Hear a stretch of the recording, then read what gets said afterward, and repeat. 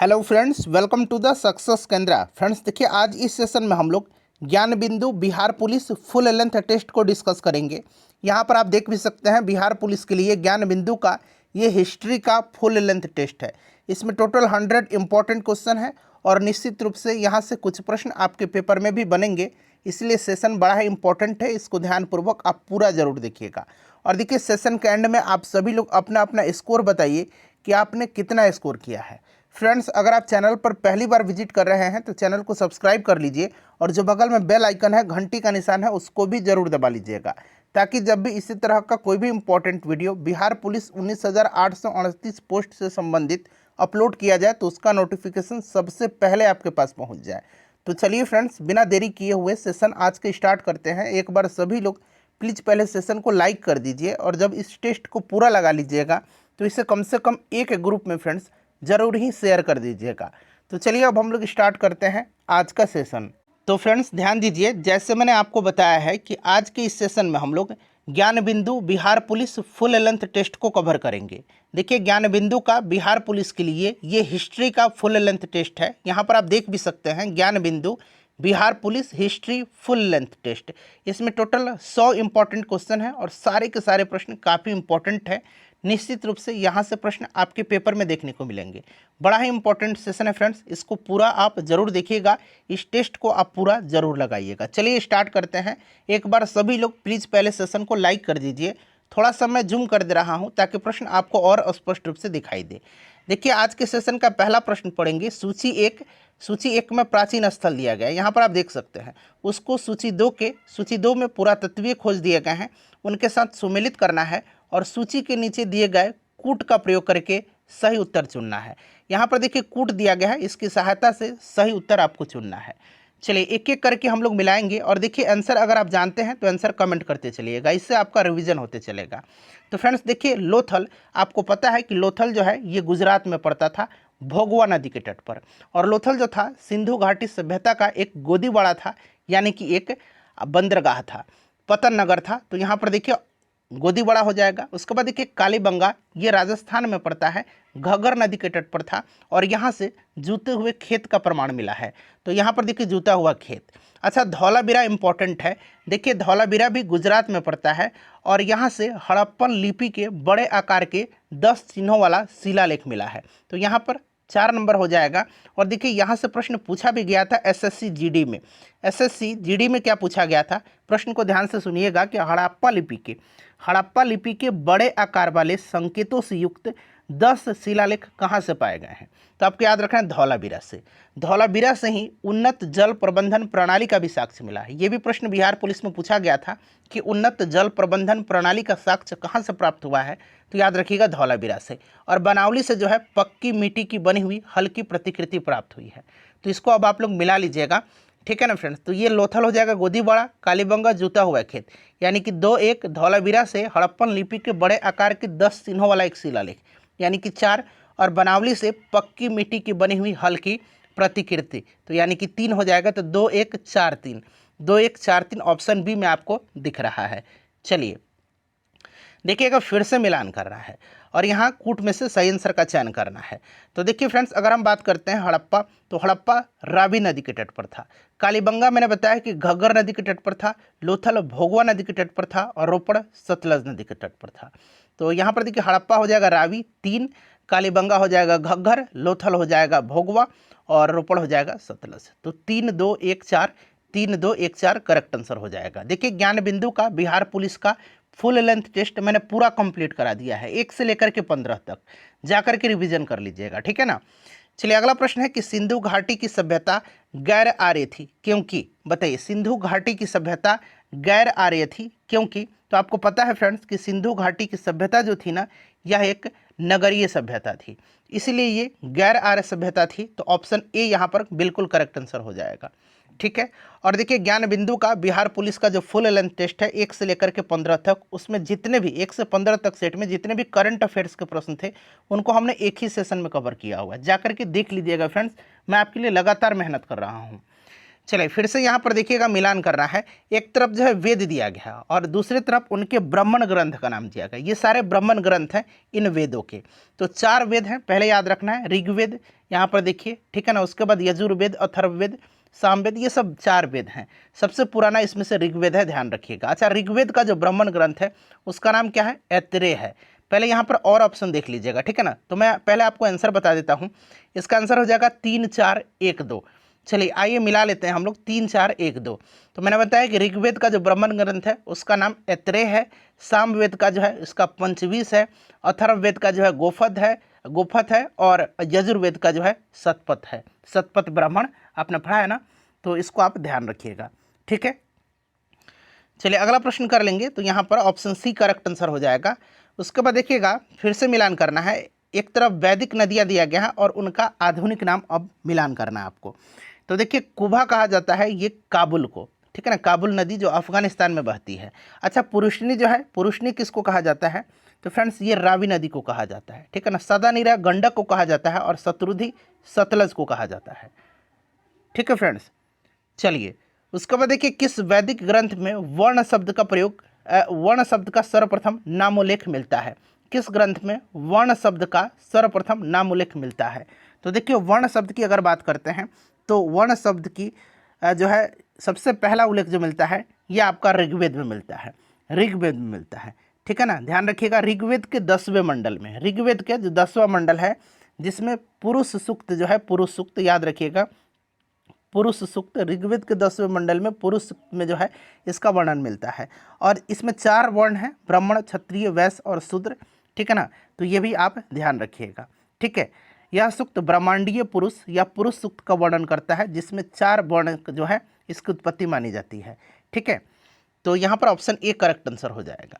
उसके बाद देखिएगा किस वेद में सभा और समिति को प्रजापति की 2 पुत्रियाँ कहा गया है? पूरा आपका प्राचीन से लेकर के आधुनिक तक के इसमें प्रश्न है। प्राचीन, उसके बाद चलेंगे तो मध्यकालीन और फिर आधुनिक भारत के प्रश्न है। तो ये पूरा एक पैकेज है कंप्लीट, आपका बेहतरीन रिवीजन होगा। तो देखिए सभा और समिति, तो आपको याद होगा फ्रेंड्स अथर्ववेद में सभा और समिति को प्रजापति की 2 पुत्रियाँ कहा गया है। देखिए सभा और समिति क्या था? तो ये वैदिक काल की 2 महत्वपूर्ण प्रशासनिक और सामाजिक संस्थाएं थी, ठीक है ना।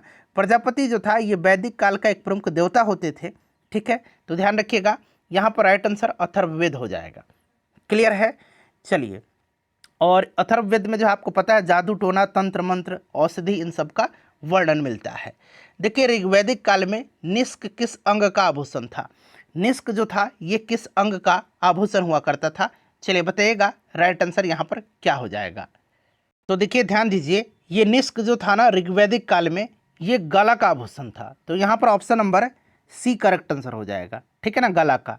अच्छा, सत्यमेव जयते शब्द कहाँ से लिया गया है? सत्यमेव जयते, तो आपको पता है फ्रेंड्स कि सत्यमेव जयते को लिया गया है मुंडकोपनिषद से, मुंडकोपनिषद से लिया गया है। चलिए उसके बाद देखिएगा कि निम्नलिखित 4 स्थानों में हुई बौद्ध संगतियाँ का सही कालानुक्रम नीचे दिए गए कूट से ज्ञात करना है, ठीक है ना। यानी कि 4 बौद्ध संगतियाँ हुई हैं, उनका क्रम बताना है। तो सबसे पहले हुआ था राजगृह में, ठीक है ना, अजातशत्रु के समय में। दूसरा हुआ था आपका वैशाली में कालाशोक के समय में, ठीक है ना। तीसरा हुआ था पाटलिपुत्र में अशोक के समय में। और चौथा हुआ था कुंडलवन कश्मीर में कनिष्क के समय में। 2 1 4 3 राइट आंसर हो जाएगा। चलिए उसके बाद देखिएगा कि बुद्ध के जीवन की 4 महत्वपूर्ण घटनाओं और उनसे संबद्ध 4 स्थानों का नीचे उल्लेख है। यह 2 स्तंभों 1 और 2 में अंकित है, यहाँ पर देख सकते हैं। आपको इनका सुमेल करना है। तो देखिए फ्रेंड्स इनका जन्म कहाँ पर हुआ था? तो लुम्बिनी में हुआ था, ठीक है ना। इनका जन्म लुम्बिनी में हुआ था, नेपाल में। ज्ञान प्राप्ति इनको बोधगया में हुई थी, ठीक है। उसके बाद देखिएगा प्रथम प्रवचन इन्होंने दिया था सारनाथ में और महापरिनिर्वाण यानी कि इनकी मृत्यु कुशीनगर में हुई थी। तो अब आप इसको मिला लीजिएगा ना, 2 पेज में है इसीलिए दिक्कत होता है। तो जन्म हुआ था कहाँ पर? तो आप देख सकते हैं लुम्बिनी में दिया गया, यानी कि तीसरा नंबर ये वाला होना चाहिए। उसके बाद पूछा गया है क्या? ज्ञान प्राप्ति। तो ज्ञान प्राप्ति इनका कहाँ पर हुआ था? तो फ्रेंड्स ज्ञान प्राप्ति इनको बोधगया में हुआ था। तो 2 नंबर यहाँ पर दिया गया है क्या? हाँ 2 नंबर। तीसरा देखिए प्रथम प्रवचन इन्होंने सारनाथ में दिया था और महापरिनिर्वाण इनको कुशी में, यहाँ 4 बना लीजिएगा, कुशीनगर में, ठीक है। ऑप्शन सी राइट आंसर होगा। देखिए प्रारंभिक जैन साहित्य निम्नलिखित में से किस भाषा में लिखे गए हैं? प्रारंभिक जैन साहित्य, ठीक है ना। तो ध्यान रखिएगा फ्रेंड्स, देखिए जैन साहित्य को क्या कहा जाता था, तो जैन साहित्य को कहा जाता है आगम। क्या कहा जाता है? आगम जैन साहित्य को कहा जाता है। अगर पूछा जाएगा कि जैन साहित्य को क्या कहा जाता है, याद रखिएगा आगम। और जैन साहित्य जो है ये अर्धमागधी में लिखा गया है, और बौद्ध साहित्य पाली में लिखा गया है, ठीक है ना। अच्छा, त्रिपिटक जो है ना, त्रिपिटक, ठीक है, तीनों पिटकों की भाषा पाली है, याद रखिएगा। त्रिपिटक बौद्ध ग्रंथ का है, बौद्ध धर्म का है।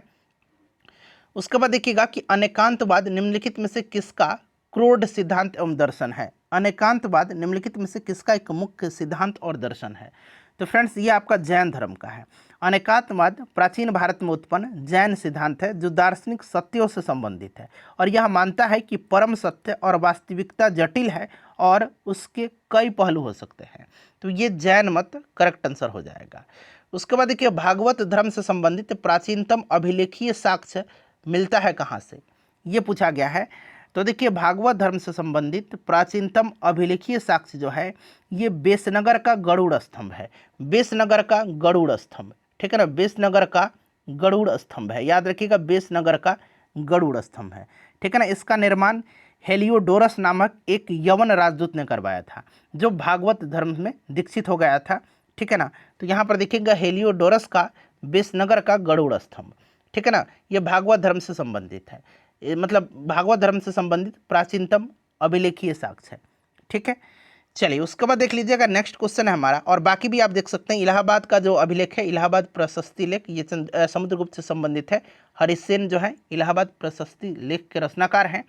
अच्छा, पूछा जाएगा कि भीतरी स्तंभ लेख किससे संबंधित है, तो याद रखिएगा स्तंभगुप्त से, ठीक है ना। तो इस तरह से भी प्रश्न बन सकता है। उसके बाद देखिएगा यहाँ पर मिलान करना है, ठीक है ना। ये आपका दिया गया है महाजनपद, और उनकी राजधानी के साथ आपको मिलान करना है। तो देखिए फ्रेंड्स, कुरु की राजधानी थी इंद्रप्रस्थ, ठीक है ना, कुरु की राजधानी इंद्रप्रस्थ। तो देखिए 4 होगा, तो ये वाला कैंसिल हो गया और ये वाला कैंसिल हो गया, यानी कि इन्हीं दोनों में से कोई एक आंसर होगा। अच्छा, पांचाल की जो राजधानी थी ना, पांचाल की, ये अहिचत्र थी। तो यहाँ पर देखिए 4-3, यानी कि ये वाला ऑप्शन होगा। कोसल की राजधानी जो थी, कोसल महाजनपद की 2 राजधानी थी। कोसल की एक तो राजधानी श्रावस्ती थी, ठीक है ना, एक राजधानी श्रावस्ती थी और दूसरी राजधानी साकेत थी। साकेत यानी कि अयोध्या थी, ठीक है ना। तो कभी कभी यहाँ पर अयोध्या भी दे देगा, साकेत अयोध्या, ठीक है ना, या फिर श्रावस्ती। मेनली श्रावस्ती ही ज़्यादातर पूछा जाता है। कोसल महाजनपद की राजधानी श्रावस्ती थी, बट एक और राजधानी थी अयोध्या यानी कि साकेत, ठीक है ना। दक्षिण कौशल की राजधानी थी अयोध्या, ठीक है, और उत्तरी कौशल की राजधानी साकेत, उत्तरी कौशल की राजधानी श्रावस्ती थी, और दक्षिण कौशल की अयोध्या यानी कि साकेत, ठीक है, और वत्स की राजधानी जो थी ये कौशाम्बी थी। चलिए उसके बाद देखिए फिर से मिलान करना है। अब यहाँ पर देखिए चंद्रगुप्त को क्या कहा जाता है, चंद्रगुप्त को सेंड्रोकोटस कहा जाता है, चंद्रगुप्त मौर्य की, ठीक है ना।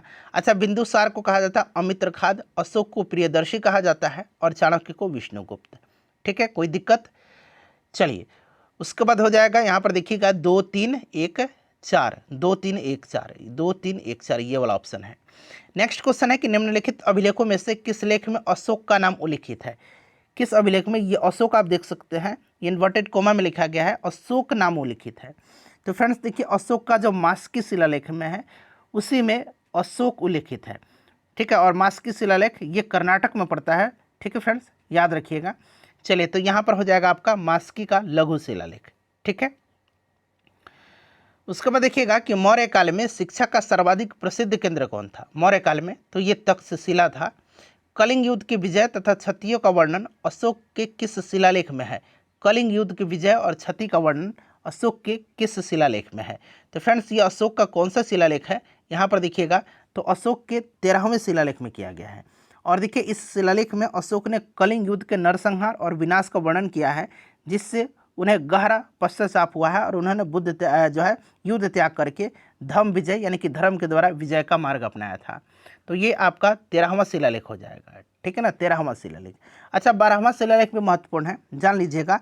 12वें शिलालेख में सभी धर्मों के प्रति सहिष्णुता और धर्म महामातों की नियुक्ति का उल्लेख करता है, ठीक है ना। अच्छा, अगला प्रश्न है कि प्राचीन भारत के विद्वानों साहित्यकारों के संबंध में निम्नलिखित कथनों पर विचार करें और ऊपरी कथनों में से कौन सा सही है यह बताना है। पाणिनि पुष्यमित्र ऋषियों से संबंधित थे, जी नहीं।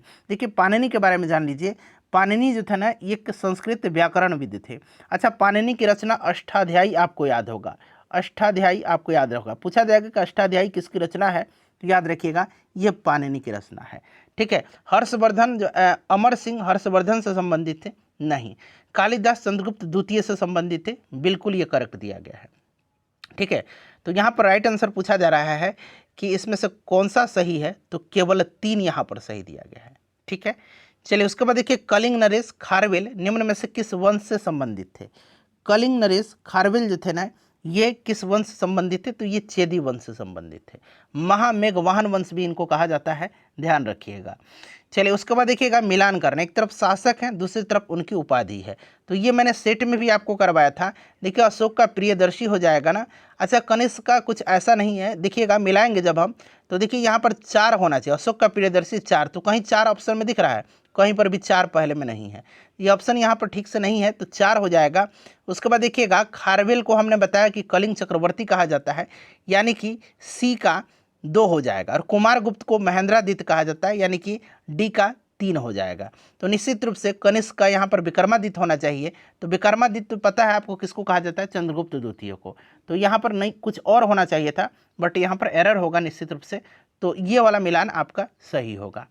देखिए, निम्नलिखित कथन पर विचार करिए और सही उत्तर का चयन करना है। देखिए, हरिसेन समुद्रगुप्त के दरबार की प्रसिद्ध कवि था। बिल्कुल, हरिसेन समुद्रगुप्त का दरबारी कवि था और इसी ने इलाहाबाद प्रयाग प्रशस्ति की रचना किया था, तो ये सही है। अच्छा, उसकी देवी चंद्रगुप्तम महाकाव्य की रचना किया है उसने, तो जी नहीं, हरिसेन ने जो है देवी चंद्रगुप्तम की रचना नहीं किया है।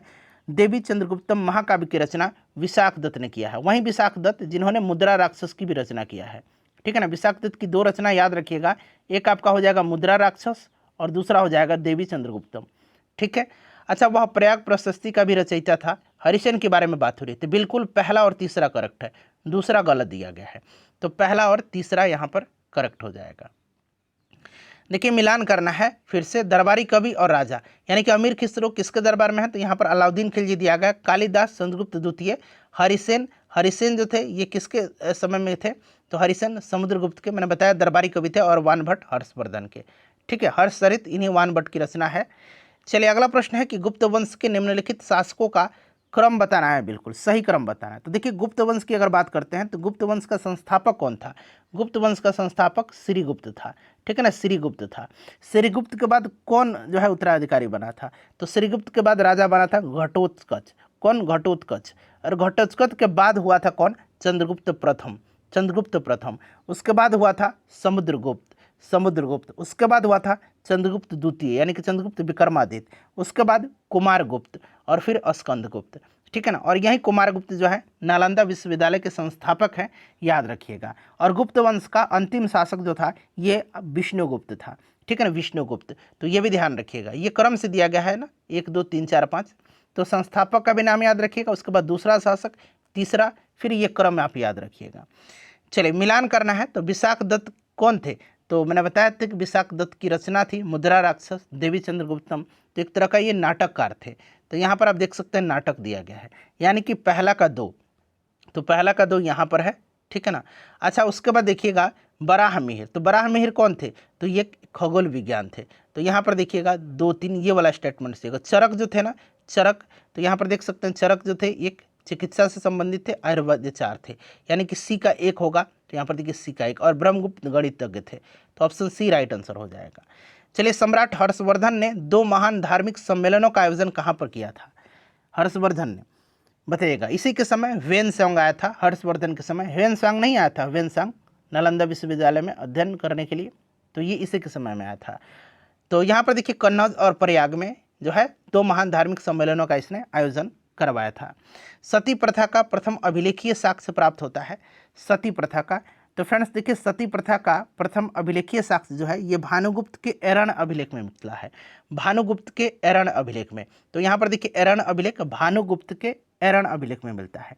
ठीक है ना। 1510 ईस्वी में प्राप्त हुआ था यहाँ से यह साक्ष्य। और इस अभिलेख में जो है कोई मित्र था भानुगुप्त का, गोपराज या भोजराज, ये नाम कहीं भोजराज भी लिखा हुआ, कहीं गोपराज भी लिखा हुआ है। इसी की मृत्यु के बाद उसकी पत्नी के सती कहने का उल्लेख मिलता है। एलोरा में गुफाएं और शैलकृत मंदिर हैं, किस धर्म के? ये पूछा गया है।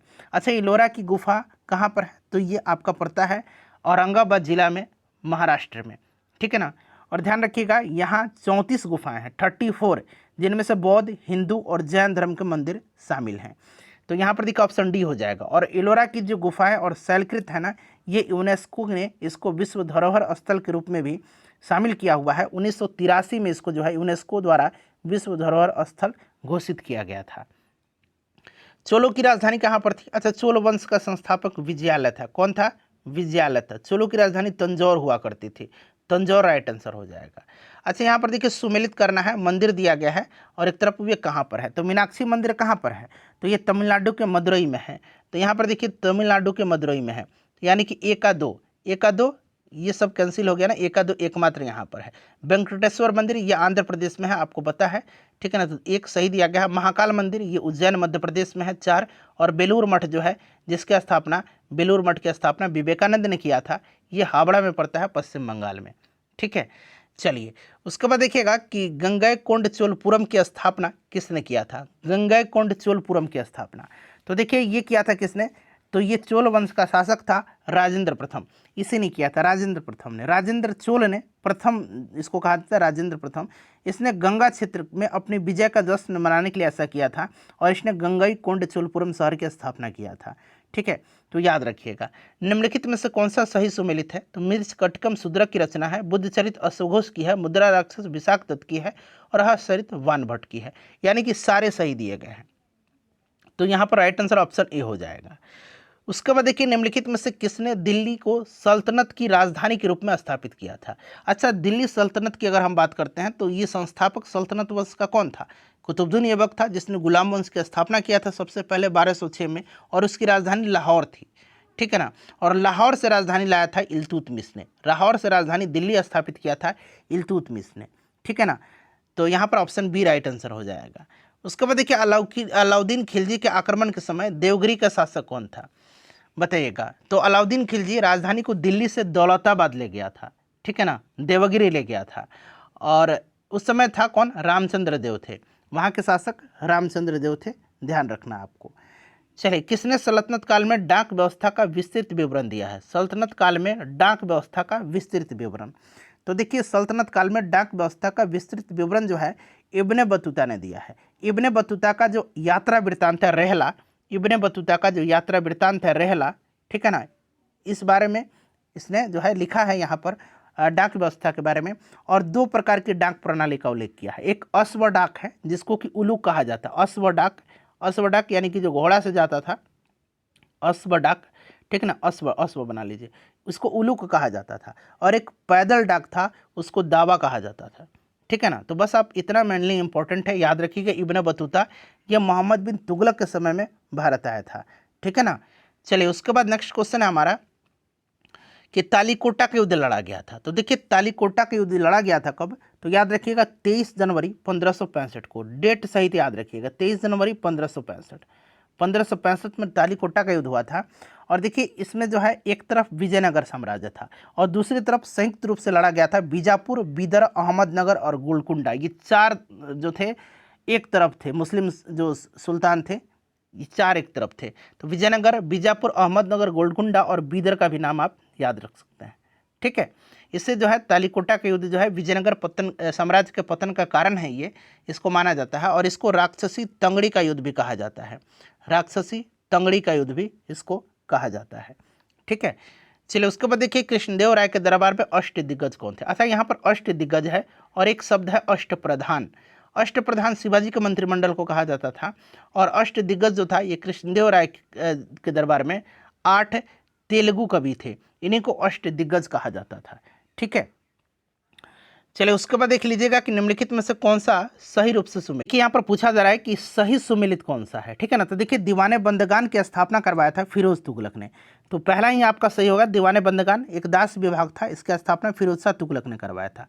दीवाने मुस्तकराज की स्थापना अलाउद्दीन खिलजी ने करवाया था। दीवाने कोही की स्थापना जो है मोहम्मद बिन तुगलक ने करवाया था। और दीवाने अर्ज की स्थापना की बात करते हैं तो इसकी स्थापना बलबन ने करवाया था, तो ये भी गलत है, ऑप्शन ए करेक्ट हो जाएगा। उसके बाद देखिए मिलान करना है, पलासी का युद्ध कब हुआ था? तो ये आपका 1757 में हुआ था पलासी का युद्ध। ठीक है, आपको याद भी होगा 23 जून 1757 को। ठीक है, इसमें अंग्रेजी सेना का नेतृत्व रॉबर्ट क्लाइव कर रहा था। मतलब अंग्रेज और बंगाल के नवाब सिराजुद्दौला के बीच लड़ा गया था, जिसमें सिराजुद्दौला की हार हुई थी। अच्छा, कलिंग युद्ध हो जाएगा यहाँ पर, हल्दी घाटी का युद्ध हो जाएगा और तराइन का युद्ध हो जाएगा 1192 में। ठीक है, चलिए तो याद रखिएगा। तो ये मिला भी लीजिए अब आप लोग, देखिएगा फिर से मिलान करना है। तो देखिए अकबर की बात करते हैं तो अकबर ने आईने 10 साला शुरुआत किया था इसने। ठीक है, मोहम्मद बिन तुगलक की बात करते हैं तो इसने सांकेतिक मुद्रा चालू किया था, जिसको कि प्रतीक मुद्रा कहा जाता है। उसके बाद इल्तुतमिश ने जो चहलगामी थी, जो आपका अमीर का संगठन था, उसका इसने जो है नष्ट किया था, इसको समाप्त किया था, तुर्क चहलगामी। उसके बाद देखिए शेर शाह ने सड़क आजम जो ग्रैंड ट्रंक रोड है उसका जो है निर्माण करवाया था, मरम्मत करवाया था। तो यहाँ पर मिला लीजिएगा, आपका हो जाएगा 3, उसके बाद आपका 4, तो 3 4 ये वाला स्टेटमेंट सही है।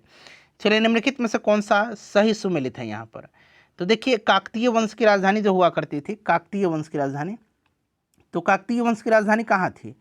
तो काकतीय वंश की राजधानी जो थी ना, ये आपका सबसे पहले देखिए सही सुमेलित में बताता हूँ। होयसल का राजधानी द्वार समुद्र था, काकतीय का वारंगल था, और यादव की देवगिरी थी, और पांड की मदुरई थी, मदुरा नहीं मदुरई, ठीक है ना, और होयसल की राजधानी द्वार समुद्र थी। चलिए देखिए मात्र एक मुट्ठी बाजरे के चक्कर में मैंने अपना साम्राज्य खो दिया होता, इस कथन को आप किस मध्यकालीन शासक से संबद्ध करेंगे। तो देखिए ये स्टेटमेंट है आपका किसका, तो ये स्टेटमेंट है शेर शाह सूरी का, शेर शाह सूरी का। और यह कथन शेर शाह सूरी ने 1544 में गिरी सुमेल, याद रखिएगा 1544 में गिरी सुमेल, जगह कम है, गिरी सुमेल का जो युद्ध हुआ था उसी में कहा था, जब उसने राजपूतों के खिलाफ मुश्किल से जीत हासिल किया था। तब उन्होंने ये बात कही थी कि एक मुट्ठी बाजरे के चक्कर में मैंने लगभग आज अपना पूरा साम्राज्य खो दिया होता। तो यहाँ पर ऑप्शन सी राइट आंसर हो जाएगा। देखिए हल्दी घाटी के युद्ध किस वर्ष हुआ था, हल्दी घाटी के युद्ध हुआ था 1576 में। ठीक है, महाराणा प्रताप और अकबर के बीच में अकबर जीता था 1576 ईस्वी। यहाँ पर देखिए ईसा पूर्व लिखा गया, तो ईसा पूर्व नहीं होगा, 1576 ईस्वी होगा।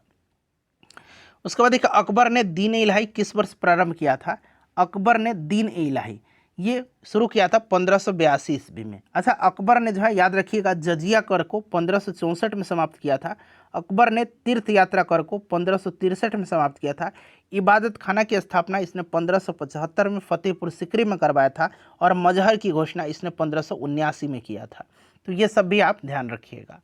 चलिए उसके बाद देखिएगा मिलान करना है हल्दी घाटी के युद्ध। तो मैंने बताया था कि हल्दी घाटी के युद्ध अकबर और महाराणा प्रताप के बीच में हुआ था। बिलग्राम का युद्ध हुआ था आपका हुमायूं के बीच में। खुसरो का युद्ध जो हुआ था ये जहांगीर के समय में हुआ था, खुसरो ने विद्रोह कर दिया था। ठीक है ना, खुसरो जो था ये जहांगीर का ज्येष्ठ बेटा था और इसने विद्रोह कर दिया था, और बाद में जो है शाहजहां, जो खुर्रम के नाम से जाना जाता था, शाहजहां के आदेश पर इसको मार दिया गया था। ठीक है। अच्छा, खानवा का युद्ध हुआ था बाबर के समय में। ठीक है, तो यहाँ पर मिला लीजिएगा अब आप लोग। चलिए, किस सिख गुरु की मृत्यु के लिए औरंगजेब जिम्मेदार है। औरंगजेब जो है सिखों के 9वें गुरु थे, याद रखिए, गुरु तेग बहादुर सिखों के 9वें गुरु थे, इन्हीं की हत्या करवाया था। और गुरु अर्जुन देव जो थे, गुरु अर्जुन देव, इनकी हत्या किसने करवाया था, तो अर्जुन देव की हत्या करवाया था जहांगीर ने। शिवाजी के अष्टप्रधान में निम्नलिखित उत्तराधिकारी थे, उपरोक्त में से सही उत्तर का चयन करना है। देखिए शिवाजी के मंत्रिमंडल को अष्टप्रधान कहा जाता था, और अष्टप्रधान में देखिए इसमें मजूमदार, दबीर, स्वर्णीस और वाकिनीस ये सभी थे। ठीक है ना, पेशवा भी था जिसको प्रधानमंत्री कहा जाता था, ये मजूमदार था, इसको अमात्य कहा जाता था, और ये वित्त मंत्री था। ठीक है, यहाँ पर देखिए सुरोनवीस जो था ना ये सचिव होता था। उसके बाद देखिए वाक्यानवीस जो होता था ये आपका आंतरिक मंत्री होता था। ठीक है, और यहाँ पर देख सकते हैं दबीर जो था ये सुमंत, ये विदेश मंत्री होता था। तो ये सभी थे, राइट आंसर हो जाएगा यह सभी। पानीपत का तीसरा युद्ध कब लड़ा गया था, पानीपत का तीसरा युद्ध, तो फ्रेंड्स ये लड़ा गया था 14 जनवरी 1761 को, 14 जनवरी 1761 को अहमद शाह अब्दाली और मराठों के बीच में। इसमें अहमद शाह अब्दाली जो अफगान था वो जीत गया था। ठीक है, चलिए उसके बाद देख लीजिएगा यहाँ पर मिलान करना है, और ये प्रश्न ऑलरेडी फुल लेंथ सेट में भी दिया गया था। प्रथम कर्नाटक युद्ध येला सापल की संधि के तहत समाप्त हुआ था। ठीक है ना, येला सापल की संधि के तहत ये समाप्त हुआ था, ये वाला होगा चौथा। उसके बाद आप मिला लीजिएगा। ठीक है ना, पहला, उसके बाद हो जाएगा आपका तीसरा, और प्रथम युद्ध जो मैसूर युद्ध था उसमें ब्रिटिश की हार हुई थी हैदर अली के द्वारा। चलिए देखिए, निम्न यूरोपीय शक्तियों में भारतीय व्यापार में समय समय पर प्रवेश किया था, यह आपको क्रम बताना है। तो देखिए अगर हम बात करते हैं तो सबसे पहले पुर्तगाली आए थे। ठीक है ना, उसके बाद डच आ गए, उसके बाद आपके अंग्रेज आ गए, ठीक है ना, और फिर फ्रांसीसी आए। तो 4-2-1-3, 4-2-1-3 ऑप्शन बी राइट आंसर हो जाएगा। देखिए भारतवर्ष में ब्रिटिश साम्राज्य का संस्थापक कौन था। अब इधर से करंट अफेयर स्टार्ट हो रहा है, सॉरी मॉडर्न हिस्ट्री स्टार्ट हो रहा है, ठीक है ना। तो यहाँ पर देखिएगा कि ब्रिटिश साम्राज्य का संस्थापक किसको माना जाता है, तो रॉबर्ट क्लाइव को माना जाता है, रॉबर्ट क्लाइव को माना जाता है, ठीक है ना। 1757 में प्लासी की लड़ाई में इसने ब्रिटिश सेना का नेतृत्व किया था और बंगाल के नवाब सिराजुद्दौला को हराया था, और इसी से जो है भारत में ब्रिटिश सत्ता की नींव भी पड़ी थी, ठीक है। तो इसीलिए इसको जो है संस्थापक माना जाता है। उसके बाद देखिएगा कि लॉर्ड डलहौजी ने जो है, आपको पता होगा कि व्यापगत का सिद्धांत इसके समय हुआ था, ठीक है। विलियम बेंटिक ने सती प्रथा को अंत किया था। लॉर्ड रिपन को स्थानीय स्वशासन का जनक माना जाता है, और लॉर्ड कर्जन के समय में बंगाल विभाजन 1905 में हुआ था। तो इसको अब आप लोग मिला लीजिएगा। चलिए अगला प्रश्न कर लेंगे। नेक्स्ट क्वेश्चन हमारा कि निम्नलिखित युग्मों में से कौन सा सही सुमेलित नहीं है। देखिए नहीं पूछा गया है। अच्छा, पिट्स इंडिया एक्ट वारन हेस्टिंग के समय में सही है। डॉक्ट्रिन ऑफ लैप्स डलहौजी सही है। वर्नाक्यूलर प्रेस एक्ट ये कर्जन ने नहीं लगाया था।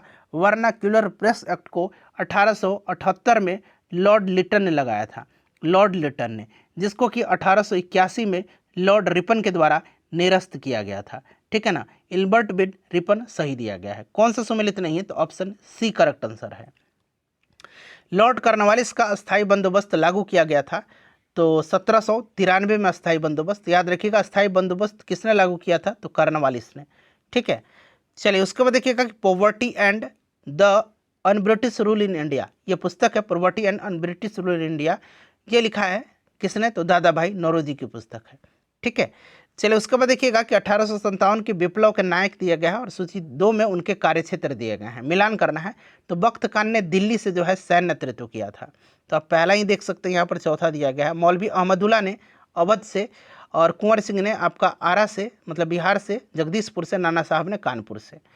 चलिए उसके बाद नेक्स्ट क्वेश्चन है कि आधुनिक इतिहासकार जिसने 1857 के विद्रोह को स्वतंत्रता की पहली लड़ाई कहा था, बताइए। First war of Indian independence ये कहा था वीडी सावरकर ने।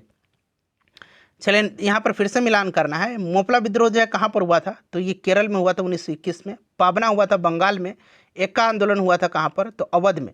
एक्का आंदोलन जो हुआ था ना, अवध में हुआ था, ध्यान रखिएगा एक्का आंदोलन अवध में हुआ था। हरदोई, बहराइच, बाराबंकी, सीतापुर जिले में हुआ था 1921 के अंत में, ठीक है। बिरसा मुंडा का बिहार में हुआ था उस समय, ठीक है। चलिए उसके बाद देख लीजिएगा कि सही जोड़ा बनाइए, नीचे दिए गए कोट से सही उत्तर चुनना है। बिपिन चंद्र पाल, तो देखिए बिपिन चंद्र पाल ने जो है न्यू इंडिया नामक पत्रिका का संपादन किया था। अच्छा, न्यू इंडिया जो है पुस्तक एनी बेसेंट ने लिखा है, बट न्यू इंडिया एक समाचार पत्र था, एक पत्रिका था, इसका संपादन जो है बिपिन चंद्र पाल ने किया था, ठीक है ना, 1902 में। तो यहाँ पर बिपिन चंद्र पाल।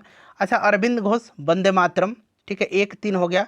उसके बाद देखिएगा 1-3 देख लीजिए ना कहाँ पर दिया गया, 1-3 तो यहाँ पर दिख ही रहा है आपको। उसके बाद मोहम्मद अली जिला कॉमरेड, और यहाँ पर देखिए ब्रह्म बांधव उपाध्याय जो होगा ये आपका हो जाएगा यहाँ पर संध्या, ठीक है। तो ऑप्शन ए यहाँ पर राइट आंसर हो जाएगा। चलिए उसके बाद देखिएगा कि कौन जो है सुमेलित क्रम में है, इसमें से कौन इसमें से सुमेलित क्रम में है। तो देखिए यहाँ पर अगर बात करते हैं तो बाल गंगाधर तिलक का केसरी और मराठा है, ये सही है। बाकी ये सब यहाँ पर सुमेलित नहीं है। न्यू इंडिया मैंने बताया है कि एनी बेसेंट का है, ठीक है ना, एनी बेसेंट का न्यू इंडिया है। चलिए उसके बाद हम लोग नेक्स्ट क्वेश्चन कर लेंगे। मिलान करना है, संगठन है और उसके नायक हैं, लीडर हैं। अखिल भारतीय अस्पृश्यता विरोधी लीग, अखिल भारतीय अस्पृश्यता विरोधी लीग, इसकी स्थापना जो है किसने किया था, तो फ्रेंड्स महात्मा गांधी ने किया था, और इसी संगठन का नाम बदल करके हरिजन सेवक संघ किया गया था, ठीक है। अच्छा उसके बाद देखिए अखिल भारतीय किसान सभा, तो स्वामी सहजानंद सरस्वती, और आत्मसम्मान आंदोलन ई.वी. रामास्वामी नायकर। तो ये आपका 1, 2, 3 बिल्कुल यहाँ पर क्रम से दिया गया है, ठीक है। चलिए निम्नलिखित युग्मों में कौन सुमेलित नहीं है। यहाँ पर देखिए राजा राम मोहन राय ने ब्रह्म समाज की स्थापना किया था, दयानंद सरस्वती ने आर्य समाज का, विवेकानंद ने रामकृष्ण मिशन का, और यहाँ पर देखिए थियोसॉफिकल सोसाइटी का स्थापना महादेव गोविंद रानाडे ने नहीं किया था।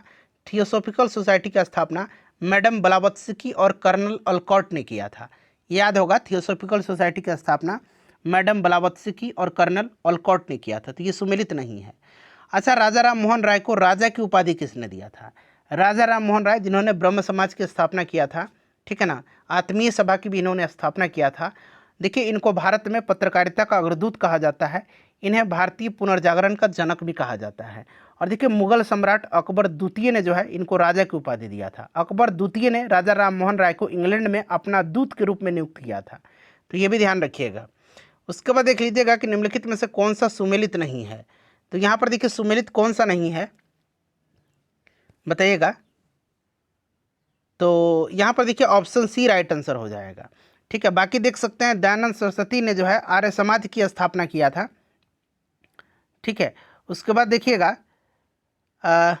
विवेकानंद ने रामकृष्ण मिशन की स्थापना किया था। और मैंने एक और चीज़ बताया था कि इन्होंने जो है विवेकानंद ने बेलूर मठ की भी स्थापना किया था, बेलूर मठ की भी स्थापना किया था। ठीक है, और यहाँ पर देखिएगा पांडुरंग प्रार्थना समाज की स्थापना और आदि ब्रह्म समाज जो यहाँ पर दिया गया है, आदि ब्रह्म समाज, इसकी स्थापना देवेंद्रनाथ टैगोर ने किया था। ठीक है ना, तो ये राजा राम मोहन राय ने नहीं किया, इन्होंने ब्रह्म समाज की स्थापना किया था। देखिएगा इंडिया लीग, इंडिया लीग की स्थापना किसने किया था। तो देखिए इंडिया लीग की स्थापना जो है ना, ध्यान रखिएगा 1875 में शिशिर कुमार घोष ने किया था। इंडियन एसोसिएशन की स्थापना जो है, इंडियन एसोसिएशन की स्थापना, तो देखिए 1876 में इंडियन एसोसिएशन की स्थापना जो है सुरेंद्रनाथ बनर्जी और आनंद मोहन बोस ने किया था। अब यहाँ पर ध्यान देने वाली बात है कि यहाँ पर आप देख लीजिए फ्रेंड्स कि, रुक जाइए एक मिनट, हाँ यहाँ पर देखिएगा कि यहाँ पर इंडियन एसोसिएशन आनंद मोहन बोस का भी नाम है और सुरेंद्रनाथ बनर्जी का भी नाम है, तो इसको अभी रहने दीजिए। ठीक है ना, क्योंकि मिलान में यहाँ पर जो है ना आपको करना है। राष्ट्रीय उदार संघ की स्थापना की बात करते हैं, इंडियन नेशनल लिबरल फेडरेशन, तो इसकी स्थापना सुरेंद्रनाथ बनर्जी ने किया था। तो अब इसके साथ हम सुरेंद्रनाथ बनर्जी जाएंगे और इंडियन एसोसिएशन का आनंद मोहन बोस के साथ जाएंगे। और यूनाइटेड इंडिया पैट्रियोटिक एसोसिएशन की स्थापना जो है ये किया था किसने। तो फ्रेंड्स ध्यान रखिएगा सर सैयद अहमद खान और बनारस के राजा शिव प्रसाद सिंह ने किया था। तो सर सैयद अहमद खान, तो 1, 2, 4 और 3, 1, 2, 4, 3 यहाँ पर दिया गया है। ठीक है, चलिए उसके बाद देखिएगा कि भारतीय राष्ट्रीय कांग्रेस का प्रथम अधिवेशन कलकत्ता में हुआ था, नहीं मुंबई में हुआ था WC बनर्जी की अध्यक्षता में, दूसरा कलकत्ता में हुआ था। तो यहाँ पर देखिए दादा भाई नौरोजी की अध्यक्षता में हुआ था दूसरा अधिवेशन कांग्रेस का कलकत्ता में, ये सही दिया गया है। भारतीय राष्ट्रीय कांग्रेस तथा मुस्लिम लीग दोनों ने लखनऊ में 1916 में अधिवेशन किया और लखनऊ समझौता संपन्न किया, ये सही है। पूछा गया है कि कौन सा सही है, तो 2 और 3 यहाँ पर आपका करेक्ट दिया गया है। चलिए उसके बाद अगला प्रश्न कर लेंगे, क्वेश्चन नंबर 68 है हमारा कि किसने कहा था कि कांग्रेस आंदोलन न तो लोगों द्वारा प्रेरित था और न ही या उनके द्वारा सोचा या योजनाबद्ध किया गया था। यह स्टेटमेंट किसका था, तो सर सैयद अहमद खान का था। ठीक है ना, सर सैयद अहमद खान का था। अच्छा, लाला लाजपत राय ने कांग्रेस को शिक्षित भारतीयों के वार्षिक राष्ट्रीय उत्सव की बैठक करार दिया था। जो भारतीय राष्ट्रीय कांग्रेस का अधिवेशन होता था उसको जो है शिक्षित भारतीयों का राष्ट्रीय उत्सव की बैठक करार दिया था। ठीक है ना, तो ये भी ध्यान रखिएगा। भारतीय राष्ट्रीय कांग्रेस के दूसरे अधिवेशन की अध्यक्षता तो मैंने बताया था किसने किया था, दूसरा अधिवेशन कलकत्ता में हुआ था दादा भाई नौरोजी की अध्यक्षता में। निम्नलिखित में से कौन सा नेता कांग्रेस के गरम दल के थे। तो गरम दल के मेनली आप लाल बाल पाल याद रखिएगा, लाल बाल पाल। तो लाल से लाला लाजपत राय, पाल से बिपिन चंद्र पाल और लाल बाल और बाल से बाल गंगाधर तिलक। ठीक है ना, अरविंद घोष भी गरम दल के नेता थे यहाँ पर, बाकी ये नरम दल के हैं सभी। अच्छा, जेल में भूख हड़ताल के कारण जिस स्वतंत्रता संग्राम सेनानी की मृत्यु हुई थी वह कौन था। तो जेल में भूख हड़ताल के दौरान जतीन्द्र नाथ दास का जो है मृत्यु हुई थी, ये शहीद हुए थे। और देखिए 1929 में जो है लाहौर में षड्यंत्र मामले में इनको गिरफ्तार किया गया था और इनको लाहौर सेंट्रल जेल में कैद किया गया था, जहां पर इन्होंने 63 दिनों का भूख हड़ताल किया और अंततः 13 सितंबर 1929 को ये शहीद हो गए थे। तो यहाँ पर जतीन दास करेक्ट आंसर हो जाएगा। भगत सिंह, राजगुरु और सुखदेव को फांसी कब दिया गया था, ये पूछा गया है। तो ये फांसी दिया गया था भगत सिंह को लाहौर षड्यंत्र मामले में, और राजगुरु को भी और सुखदेव को भी इनके साथ फांसी दिया गया था 23 मार्च 1931 को, 23 मार्च 1931 को। ठीक है, नेक्स्ट क्वेश्चन है यहाँ पर कि अभिनव भारत समाज की स्थापना किसने किया था। तो वी.डी. सावरकर ने किया था। अनुशीलन समिति की स्थापना किसने किया था। तो फ्रेंड्स अनुशीलन समिति की स्थापना किसने किया था, तो अरविंद घोष हो जाएगा। गदर पार्टी लाला हरदयाल और स्वराज पार्टी चित्तरंजन दास ने किया था। ठीक है, मोतीलाल नेहरू और चित्तरंजन दास ने। चलिए उसके बाद अगला प्रश्न है कि हिंदुस्तान सोशलिस्ट रिपब्लिकन एसोसिएशन गठित किया गया था, बताइएगा। हिंदुस्तान सोशलिस्ट रिपब्लिकन एसोसिएशन, बताइए राइट आंसर क्या हो जाएगा। Hindustan socialist Republican association, HSRA इसको शॉर्ट में बोला जाता है। ठीक है। तो फ्रेंड्स देखिए, इसकी स्थापना की बात करते हैं तो इसकी स्थापना जो है, ध्यान रखिएगा, हिंदुस्तान सोशलिस्ट रिपब्लिकन एसोसिएशन की स्थापना 1928 में हुआ था। ठीक है, और इसमें अगर भगत सिंह भी थे, चंद्रशेखर आज़ाद भी थे, तो यहाँ पर ए और सी राइट आंसर हो जाएगा। 1928 में हुआ था। उसके बाद देखिए गदर पार्टी की स्थापना हुई थी। गदर पार्टी की स्थापना, तो गदर पार्टी की स्थापना जो है लाला हरदयाल ने किया था। लाला हरदयाल ने सैन फ्रांसिस्को में अमेरिका में किया था 1913 में, तो संयुक्त राज्य अमेरिका में। अच्छा, कौन भारतीय क्रांति की माँ कहा जाता है, किनको? भारतीय क्रांति की जननी, ये मैडम भिखाजी रुस्तम कामा को कहा जाता है। और इन्होंने 1907 में जो है, याद रखिएगा, 1907 में जर्मनी के स्टुटगार्ट में जो है अंतर्राष्ट्रीय समाजवादी सम्मेलन में भारत का पहला तिरंगा झंडा फहराया था। और यह झंडा आज के तिरंगे से थोड़ा अलग था, ठीक है ना, बट पहला इन्होंने फहराया था। चलिए, उसके बाद देखिए बंग भंग के बाद कौन सा आंदोलन शुरू हुआ था? बंग भंग यानी कि बंगाल विभाजन के विरुद्ध में जो बंग भंग हुआ था, उसके विरुद्ध में स्वदेशी आंदोलन हुआ था, आपको याद होगा। और स्वदेशी आंदोलन की शुरुआत हुई थी 7 अगस्त 1905 को कलकत्ता के टाउन हॉल में स्वदेशी आंदोलन चलाए जाने की घोषणा किया गया था। बंगाल विभाजन 16 अक्टूबर 1905 से प्रभावी हुआ था। चलिए, मुस्लिम लीग ने 1906 में मुस्लिम लीग की स्थापना हुई थी। तो देखिए ध्यान रखिएगा, सबसे पहले मुस्लिम लीग का गठन हुआ था 1906 में, ठीक है ना, ढाका में हुई थी। और ये हुआ था आपका ढाका बांग्लादेश में सलीमुल्लाह खां के नेतृत्व में, सलीमुल्लाह खां के नेतृत्व में हुआ था, ध्यान रखिएगा। अच्छा, किस वर्ष भारत की राजधानी कलकत्ता से दिल्ली स्थानांतरित किया गया था? घोषणा हो गया था इसका 1911 में ही। कलकत्ता से राजधानी दिल्ली घोषणा किया गया था 1911 में ही, जब जॉर्ज पंचम भारत आया था। दिल्ली दरबार का आयोजन किया गया था लॉर्ड हार्डिंग द्वितीय के समय में 1911 में, जिसमें बंगाल विभाजन को रद्द किया गया था और राजधानी को कलकत्ता से दिल्ली स्थानांतरित करने की घोषणा किया गया था। बट फाइनली राजधानी बना था ये 1912 में, ठीक है। चलिए, उसके बाद देखिएगा कि 1916 में मुस्लिम लीग और कांग्रेस के मध्य किसने समझौता कराया था? मुस्लिम लीग और कांग्रेस के बीच 1916 में समझौता हुआ था, लखनऊ समझौता, ठीक है ना। और ये कराया था बाल गंगाधर तिलक ने। और लखनऊ अधिवेशन जो हुआ था 1916 में, इसी में बाल गंगाधर तिलक ने कहा था कि स्वराज मेरा जन्मसिद्ध अधिकार है और मैं इसे लेकर के रहूँगा। उसके बाद देखिए, प्रथम विश्व युद्ध के दौरान आंदोलन जो भारत में लोकप्रिय हुआ था, वह कौन सा आंदोलन था? तो फ्रेंड्स, यह आंदोलन जो था ना, ये होम रूल आंदोलन था। होम रूल आंदोलन, जिसका जो है नेतृत्व भारत में बाल गंगाधर तिलक और एनी बेसेंट ने किया था, याद रखना आपको। चलिए, एनी बेसेंट ने जो है मद्रास में और बाल गंगाधर तिलक ने महाराष्ट्र में किया था। चलिए, महात्मा गांधी के चंपारण सत्याग्रह का विरोध किसने किया था? चंपारण सत्याग्रह 1917 में हुआ था। गांधी जी का भारत में पहला सत्याग्रह था। और यहाँ पर जो है चंपारण में जो नील की खेती होती थी, किसानों की दशा यहाँ काफ़ी दयनीय थी। और इसी दयनीय दशा की तरफ गांधी जी का ध्यान आकृष्ट कराया था राजकुमार शुक्ल ने 1916 के लखनऊ अधिवेशन में मिले थे और गांधी जी को यहाँ चंपारण आने का निमंत्रण दिया था, ठीक है ना। और 3 कट्ठिया प्रथा थी यहाँ पर, 20 कट्ठा पर जो है 3 कट्ठे में नील की खेती अनिवार्य होती थी। चलिए, तो ये आपका एनजी रंगा इसके विरुद्ध में थे। हालांकि बाद में ये समझ गए थे गांधी जी के मन से, इन्होंने विरोध किया था कि ये बाहरी आदमी है, बट बाद में ये गांधी जी के जो विचार थे उनसे सहमत हो गए थे और इनको स्वीकार कर लिया था, ठीक है ना। चलिए, उसके बाद देखिएगा कि मिलान करना है, तो बारदोली सत्याग्रह हुआ था ये 1928 में सरदार पटेल के नेतृत्व में। अच्छा, भारतीय किसान विद्यालय की स्थापना, ये बड़ा इंपॉर्टेंट है, ये किया था एनजी रंगा ने। अब बकास संघर्ष आपको पता है स्वामी सरदानंद सरस्वती ने। और बंगाल प्रजा पार्टी या कृषक प्रजा पार्टी, ठीक है ना, मूल रूप से कृषक प्रजा पार्टी की बात करेंगे तो ये हो जाएगा आपका फजलुल हक, ठीक है ना, याद रखिएगा फजलुल हक। तो मिला लीजिएगा, बारदोली 2 हो जाएगा, उसके बाद 4 2 4 3 1 2 4 3 1 यहाँ पर ऑप्शन है।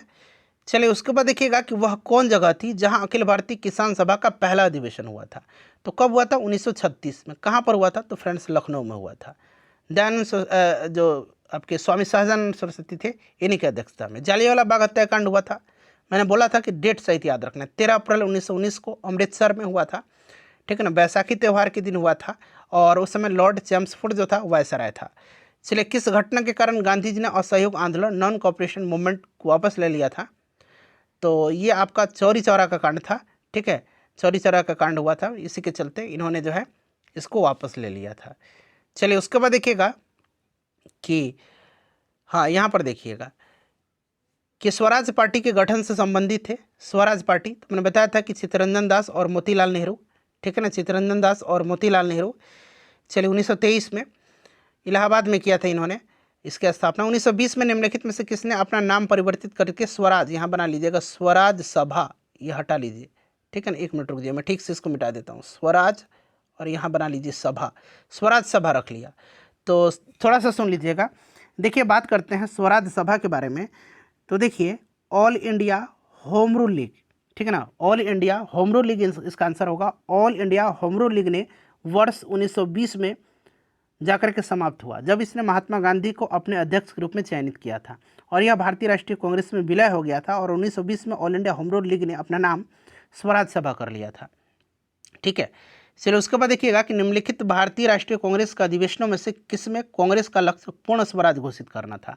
कांग्रेस का लक्ष्य पूर्ण स्वराज घोषित करना था, तो वैसे भी बिना ऑप्शन देखे आप बता देंगे। 1929 का लाहौर अधिवेशन था, जिसका अध्यक्षता पंडित जवाहरलाल नेहरू ने किया था। 1929 का लाहौर अधिवेशन, ठीक है। अच्छा, सविनय अवज्ञा आंदोलन के रूप में गांधी जी ने दांडी मार्च प्रारंभ किया था। दांडी मार्च इन्होंने कब स्टार्ट किया था? दांडी मार्च को 12 मार्च 1930 को साबरमती आश्रम से स्टार्ट किया था और 6 अप्रैल 1930 को दांडी पहुंच करके इन्होंने सांकेतिक रूप से नमक बना करके नमक कानून को भंग किया और इसके साथ ही सविनय अवज्ञा आंदोलन की शुरुआत हुई थी। 12 मार्च 1930 यहाँ बना लीजिएगा, ठीक है ना, 12 मार्च। चलिए 13 नहीं होगा, यहाँ 12 मार्च बना करके टिक लगाइएगा। उसके बाद देखिएगा कि निम्नलिखित में से भारतीय राष्ट्रीय कांग्रेस के किस अधिवेशन में कांग्रेस अध्यक्ष के चुनाव में सुभाष चंद्र बोस ने पट्टाभी सीतारामैया को हराया था, पराजित किया था। अच्छा, पट्टाभी सीतारामैया को इन्होंने हराया था किस में? तो फ्रेंड्स ध्यान रखिएगा 1939 के त्रिपुरी सत्र में, ठीक है ना। और पट्टाभी सीतारामैया जो थे ना, ये महात्मा गांधी के उम्मीदवार थे, तो ये भी ध्यान रखिएगा। चलिए, व्यक्तिगत सत्याग्रह में विनोबा भावे को प्रथम सत्याग्रही चुना गया था। व्यक्तिगत सत्याग्रह गांधी जी ने स्टार्ट किया था और इसके प्रथम सत्याग्रही विनोबा भावे थे। बिल्कुल, दूसरा सत्याग्रही आपसे पूछा जा रहा है तो पंडित जवाहरलाल नेहरू थे। और अगर तीसरा सत्याग्रही का नाम पूछेगा तो ये भी अब याद रखिएगा, ब्रह्मदत्त थे। ब्रह्मदत्त तीसरे सत्याग्रही थे। पहले विनोबा भावे, ठीक है ना, दूसरे पंडित जवाहरलाल नेहरू और तीसरा ब्रह्मदत्त। देखिए, अंग्रेजों के विरुद्ध भारत छोड़ो आंदोलन की घोषणा किस वर्ष की गई थी? फ्रेंड्स, मैं चाहता हूं कि इसका आंसर आप लोग मुझे कमेंट करके बताइएगा। आप लोग इसका आंसर कमेंट करके बताइएगा और स्कोर भी अपना बताइएगा आप लोग, ठीक है ना। चलिए, पूरे 100 प्रश्न कवर करेंगे हम लोग। अमेरिकी पत्रकार जो महात्मा गांधी के भारत छोड़ो आंदोलन के दौरान उनके साथ था, उसका नाम क्या था? तो ये आपका कौन था भारत छोड़ो आंदोलन के समय? तो फ्रेंड्स बताइए राइट आंसर क्या होगा इसका। तो देखिए, वो अमेरिकी पत्रकार जो महात्मा गांधी के साथ भारत छोड़ो आंदोलन के दौरान था, उसका नाम था लुई फिशर। उसका नाम लुई फिशर था, ठीक है ना। अच्छा, नमक सत्याग्रह के दौरान जो गांधी जी के साथ विदेशी पत्रकार था नमक सत्याग्रह के दौरान, उसका नाम वेब मिलर था, ठीक है। अच्छा, 1939 में कांग्रेस को छोड़ने के पश्चात सुभाष चंद्र बोस ने किस दल की स्थापना किया था? तो 1939 में इन्होंने त्यागपत्र दे दिया था, ठीक है ना। और उन्होंने एक जो है फॉरवर्ड ब्लॉक नामक पार्टी का गठन किया था 1939 में, 1939 में फॉरवर्ड ब्लॉक का। चलिए देखिएगा कि 1946 में कैबिनेट मिशन 3 कैबिनेट मंत्रियों से संगठित था, ठीक है, पैंथिक लॉरेंस, एबी अलेक्जेंडर और स्टेफर्ड क्रिप्स। इसमें पूछा गया कौन सदस्य नहीं था, तो ये लॉर्ड एमरी नहीं था। ऑप्शन डी इसका राइट आंसर हो जाएगा। निम्नलिखित में से कौन अंतरिम सरकार का सदस्य नहीं था? अंतरिम सरकार का सदस्य तो भीमराव अंबेडकर इसमें नहीं थे। बाद में इन्होंने भी इस्तीफा दे दिया था, बट अम्बेडकर थे ही नहीं इसमें। देखिए, भारत का अंतिम वायसराय, तो इसमें से आपका लॉर्ड माउंटबेटन हो जाएगा। भारत के विभाजन से संबंधित माउंटबेटन योजना जो है सरकारी तौर पर, आधिकारिक तौर पर, मतलब इसकी घोषणा कब हुई थी? तो आधिकारिक तौर पर जो है इसकी घोषणा किया गया था कब? तो फ्रेंड्स याद रखिएगा, आधिकारिक तौर पर 3 जून 1947 को किया गया था, ठीक है। गीता रहस्य नामक ग्रंथ किसके द्वारा लिखा गया है? तो गीता रहस्य को लिखा है बाल गंगाधर तिलक ने। पूरा 100 क्वेश्चन कंप्लीट हो गया। स्कोर बता दीजिए, सेशन को लाइक कर दीजिएगा और शेयर कर दीजिए।